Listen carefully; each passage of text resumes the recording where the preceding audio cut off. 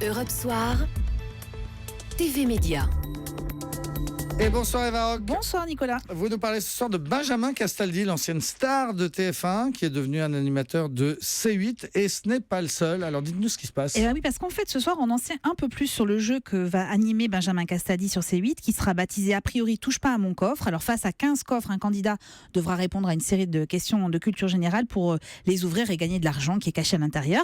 Les tournages débuteront au mois d'octobre. Mais si je vous parle de Benjamin Castaldi, j'aurais pu aussi vous parler de Sébastien Coé ou encore de Julien Courbet, parce que ce sont trois animateurs de TF1 qui a rassemblé des millions de téléspectateurs et qui désormais tentent de rebondir sur C8 en étant chroniqueurs dans Touche pas à mon poste et en essayant d'obtenir leur propre émission, le plus souvent d'ailleurs produite aussi par Cyril Hanouna. Et à votre avis, Eva Rock, pourquoi est-ce que C8 les recrute? Pourquoi pas tenter de faire monter des nouveaux visages? Se rassurer.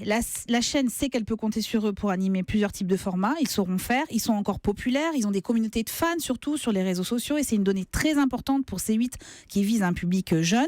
Ça rassure aussi les annonceurs. Et puis en termes de communication, les médias n'hésitent pas à parler des gens qu'on connaît déjà, forcément. La preuve, c'est ce que vous êtes en train de faire. Puis c'est une stratégie symptomatique de la difficulté des chaînes en fait à renouveler les visages. Parce que si je vous demande de me citer des nouveaux animateurs, à qui vous pensez? Nicolas Poincaré. Voilà, Nicolas Poincaré. Thomas Touroud. Ouais, Thomas Touroud, par exemple. Mais vous voyez, il n'y a pas de nom instinctivement qui arrive, alors qu'il y a Amanda, Victor Robert, Karim Rissouli. Mais ce sont vraiment que des exemples très parcimonieux comme ça. En fait, c'est comme pour les formats d'émission. On préfère un programme qui a déjà fonctionné à l'étranger ou la version revisitée d'une ancienne émission à la nouveauté. Innovation et audace ne sont pas franchement les maîtres mots. Et si on regarde la télé ce soir, Eva, qu'est-ce qu'on peut regarder? Fiction très réussie sur France 2 à 20h55, un petit extrait. Alors C'est ça. Mais c'est ça quoi? Alzheimer, Claire. C'est pas la varicelle. Elle a dit n'importe quoi qu'on était en 2040, qu'elle avait 2 filles. Et que David Pujadas lui faisait du gringue pendant le journal télévisé. Et la fille qu'elle a zappée, c'est qui?